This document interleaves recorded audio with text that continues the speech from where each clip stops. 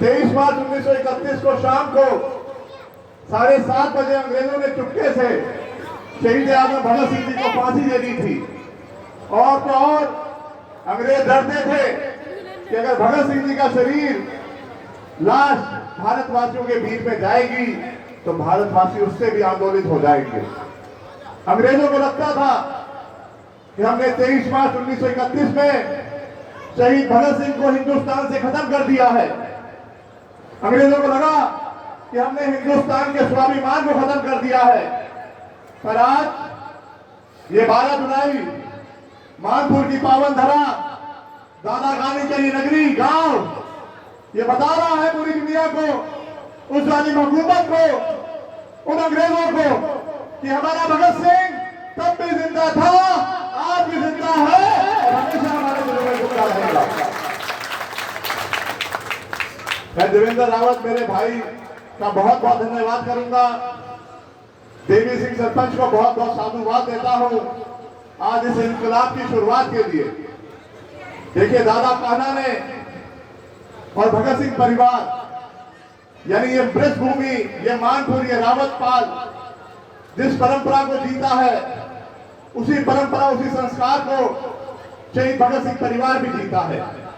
वो परंपरा, वो संस्कार हमारे हैं कि हमें सर कटाना मंजूर है पर सर झुकाना मंजूर नहीं है। मैं तो मानता हूं मानपुर के साथ, ये ब्रजभूमि के साथ, ये रावतपाल के साथ शहीद भगत सिंह परिवार का रिश्ता तो उसी दिन जुड़ गया था जब 23 मार्च 1931 को मेरा रंग दे बसंती चोला, मेरा रंग दे बसंती चोला वो वीर तराना गाते हुए भगत सिंह ने हंसते हुए फांसी का फंदा चुना था। आपका और मेरा रिश्ता तो उसी दिन जुड़ गया था। आज यहाँ पे एक इंकलाब की शुरुआत हुई है। देखिए, ये गांव बहुत जागृत है। यहाँ मुझे दूसरी बार आने का अवसर मिला है और जब मैं पिछली बार गया था यहाँ से, मैंने कहा था कि मैं अपने घर जाके अपनी माता जी को बताऊंगा, अगर पंजाब में भगत सिंह का घर खटखट कला है, हमारा गांव यानी भगत सिंह का गांव खटखट कला है पंजाब में, तो हरियाणा पलवल में अगर कोई भगत सिंह का गांव है तो वो मानपुर है, वो मानपुर है। और वो बात आज सच होती हुई भी दिखाई दे रही है। मैं सच में कहूंगा, जैसे आपका गांव का नाम है मानपुर, सच में आप पे मान होता है, यहाँ के समाज पे मान होता है, यहाँ के एक एक घर पे मान होता है, यहाँ की रावतपाल पे मान होता है कि उन्होंने आने वाली पीढ़ी को आज भगत सिंह सौंपा है, उन्होंने आने वाली पीढ़ी को आज शहीद भगत सिंह के साथ जोड़ा है। और ये गांव तो वैसे भी देशभक्ति के लिए जाना जाता है। अभी हमें शहीद रतिराम जी की मूर्ति पे भी दर्शन करने का मौका मिला, तो मैं एक बार शहीद रतिराम कहूंगा तो आप लोग कहिएगा अमर रहे शहीद रतिराम, अमर रहे शहीद रतिराम, अमर रहे शहीद रतिराम, अमर रहे।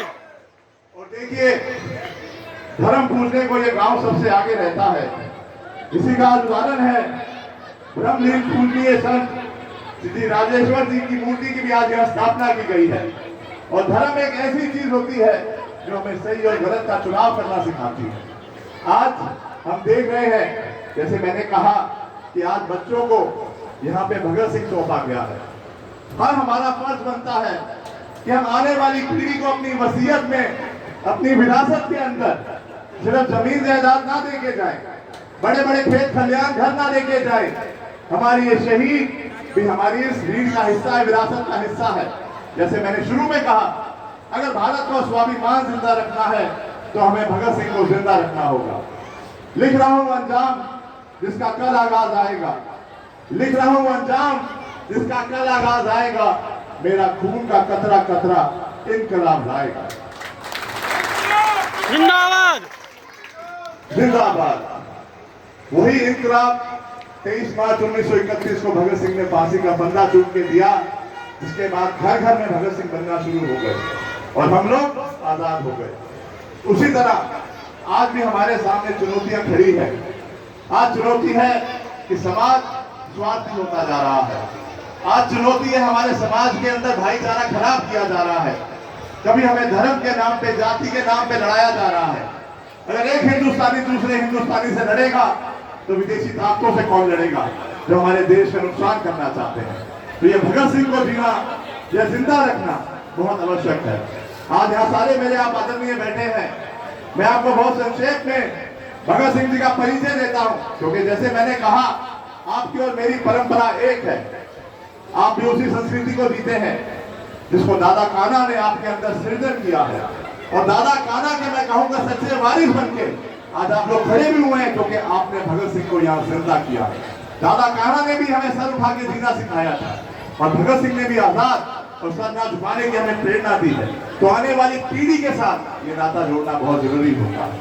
अगर हम बात करते हैं भगत सिंह जी की, तो हमारी एक नहीं 5-5 पीढ़ियों ने भारत माँ की रक्षा करने के लिए अपने प्राणों की आहुति दी है। जैसे हमारे दादा कान्हा नहीं झुके थे जब हमारे देश में आक्रांता आए थे अफगान के रूप में, मुगलों के रूप में, उसी तरह एक महाराजा रणजीत सिंह हुए हैं जिन्होंने अफगानिस्तान जीता था। आप सबने इतिहास में महाराजा रणजीत सिंह का नाम सुना होगा, जिसने अफगानिस्तान को जीता, वो अफगानिस्तान जिसको आज भी अमेरिका ड्रोन हमले करके नहीं जीत पाया था। उस महाराजा रणजीत सिंह जी की फौज के अंदर शहीद भगत सिंह जी के परदादा सरदार फतेह सिंह सेनापति हुआ करते थे। तो भारत माँ के स्वाभिमान की रक्षा करना वहां से शुरू हुई। जो आक्रांता हमारे देश में लूटपाट करने आते थे तो उनके घर में जाकर उनको सबक सिखाया, जिसमें भगत सिंह के परदादा सरदार फतेह सिंह की अहम भूमिका रही। भगत सिंह जी के दादाजी अर्जुन सिंह जी जो गदर पार्टी आंदोलन में बढ़ चढ़कर हिस्सा लेते रहे और भारत माँ की आजादी के लिए लड़ाई करते रहे सारी उम्र। भगत सिंह जी के पिताजी किशन सिंह जी जो लाला लाजपत राय जी के साथ सारी उम्र अंग्रेजों से लोहा लेते रहे।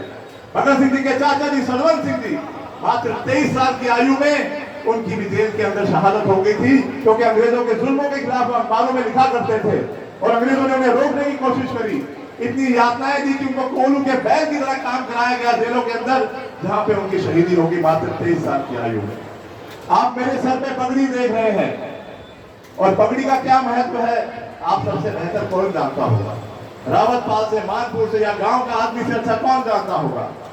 और हिंदुस्तान की हम किसी भी परंपरा से आते हो, किसी भी समाज से आते हो, इसको बहुत स्वाभिमान के साथ हम पगड़ी को बांधते हैं, और ये पगड़ी हमारा ताज होता है भारतीय परंपरा के हिसाब से।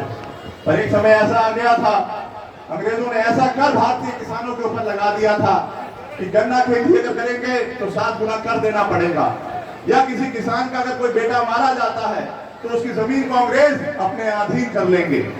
इस तरह के जो कानून लेके अंग्रेज आए थे हमारे देश के अंदर भारतीय किसानों के ऊपर, तब एक व्यक्ति खड़ा हुआ था सरदार रणजीत सिंह, भगत सिंह जी के चाचा जी, जिसने नारा दिया था पगड़ी संभाल जट्टा, पगड़ी संभाल। और उस समय हमारे भारत के किसानों ने, भारत के लोगों ने अपनी पगड़ी, अपने ताज को संभाला, और 7 समंदर बैठी रानी का ताज भी हिला के रख दिया था हमारे भारत के किसानों ने। और खासतौर की तब जो साम्राज्य कहता था कि हमारे राज्य में सूरज नहीं डूबता, उसके सूरज को भी डुबो के दिखा दिया था।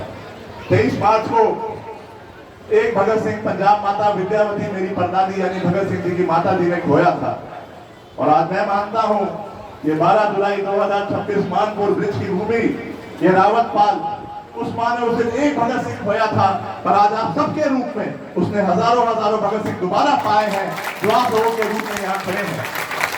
आज उस मां को स्वर्ग में बैठी कितना अच्छा लग रहा होगा, आज भारत मां को कितना अच्छा लग रहा होगा जो आपको दिल खोल के आशीर्वाद दे रही होगी। इस इनकलाब के लिए मैं देवेंद्र रावत को फिर बधाई देता हूँ। हमारी शहीद भगत सिंह ब्रिगेड की मुहिम ही यही है कि हम हर जगह इन शहीदों को स्थापित करना चाहते हैं, आने वाली पीढ़ी को अच्छा रोल मॉडल देना चाहते हैं, ताकि कल को आने वाली पीढ़ी को पता हो कि हमारे शहीद कौन थे, उनके अंदर जिम्मेवारी आए, उनके अंदर अगर आज हमें भाईचारे की मिसाल कायम करनी हो, भगत सिंह, राजगुरु, सुखदेव से अच्छा उदाहरण आपको नहीं मिलेगा। आखिरी समय तक फांसी का फंदा तीनों ने मिलकर चूमा। चाहता तो कोई साथी बाद में हट भी सकता था, पर नहीं, आखिरी समय तक फांसी का फंदा चूमा। आज नौजवान कैसा होना चाहिए तो हमें भगत सिंह देखना पड़ता है। कौन सा ऐसा घर है जो नहीं चाहता कि हमारे घर में भगत सिंह जैसा नौजवान हो, जो पूरे कुनबे को, पूरे समाज को, पूरे गांव को, पूरे मोहल्ले को, पूरे बस्ती को एक मान के साथ, स्वाभिमान के साथ छोड़े। तो हमें भगत सिंह देखना पड़ेगा।